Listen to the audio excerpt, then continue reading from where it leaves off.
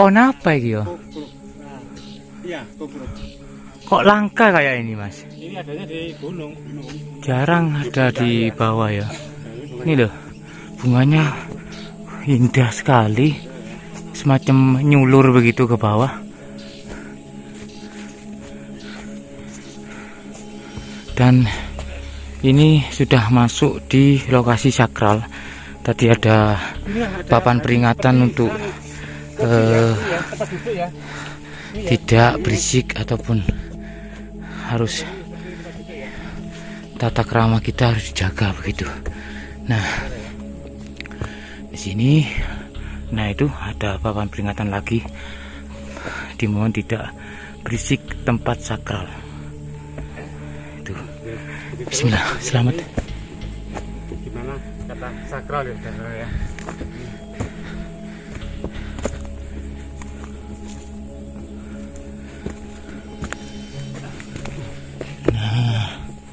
Ini ada banyak petilasan begitu, dan batu-batu di sini cukup besar-besar ya.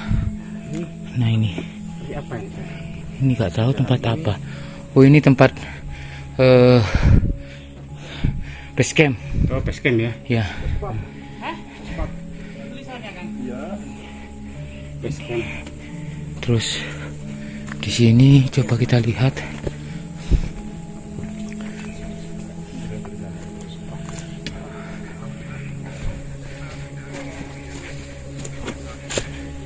Besar. Ini juga ada tempat penginapan begitu yang dikhususkan untuk para peziarah ya, ataupun para pendaki bisa menginap di sini. Nah, ini pesan Jawa kuno. Ini untuk istirahat ini ya. Guys, untuk istirahat. Tuh di sana ada tulisan Pesanggerahan. Yang Semar kan. Yuk kita coba naik. Batunya besar-besar ya. Wih.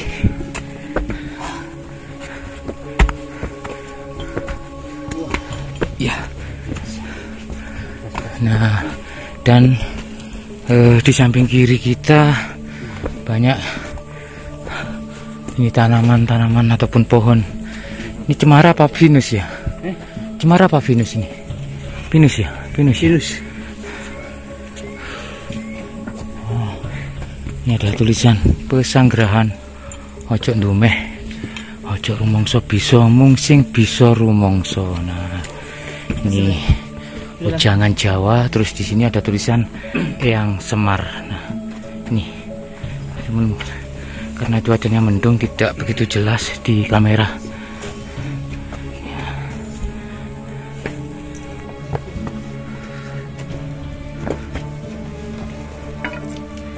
Sewu Kang.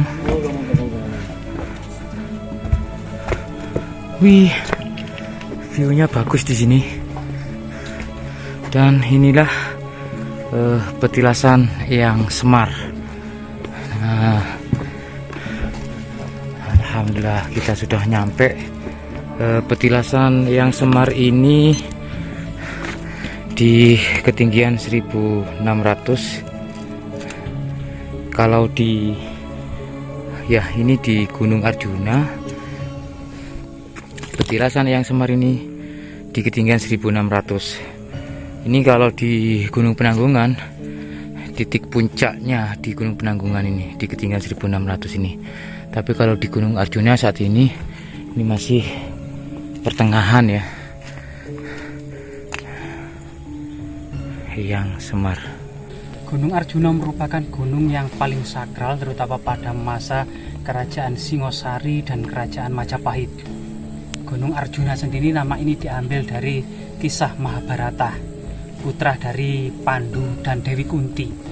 Yang tengah ya, yang pertama adalah kakaknya, yang pertama adalah Yudhistira atau Puntadewa ketika masuk dalam kasusatran Jawa, dirubah jadi Puntadewa. Kakak selanjutnya yaitu Werkudara dalam bahasa Jawa, yang di dalam epik Mahabharata yang asli namanya Bima. Sedangkan kemudian yang tengah itu Arjuna atau Janaka, dan kedua adiknya Nakula dan Sadewa. Yang Semar sendiri, nama Semar memang diduga muncul pada masa-masa akhir Majapahit. Sedangkan pada masa Majapahit maupun sebelumnya, termasuk muncul pertama kali pada kasusastraan masa Kadiri dalam serat Gatut Kacas Raya. Ada para pengiring, yaitu yang dikenal dengan Punta Kertala. Ya. Kemudian dalam relief-relief yang ada di gunung-gunung Penanggungan maupun Gunung Arjuna dan Welirang ini, kisah Semar juga kemudian yang nama Majapahitnya adalah Punta, termasuk Petruk yang mana kunonya adalah Kertala. Punta dan Kertala ini adalah pengiring, kadean atau semacam emban dari para pangeran, yaitu Pangeran Panji. Tetapi pada masa Kadiri ini pasif peranan Punta dan Kertala. Baru kemudian pada masa Majapahit inilah peranan Ki Semar atau Kiai Semar atau Ki Lurah Semar atau kemudian Punta dan Kertala ini aktif. Selain sebagai emban para pangeran, termasuk juga kemudian sebagai penasehat spiritual para raja Jawa. Sebagaimana kemudian dikisahkan ketika dalam lakon Semar menjadi Bekakak, gitu ya.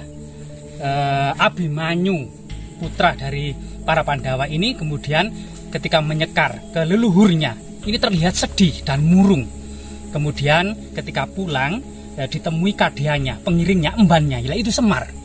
Ditanya, ada apa gerangan pangeran kok terlihat murung?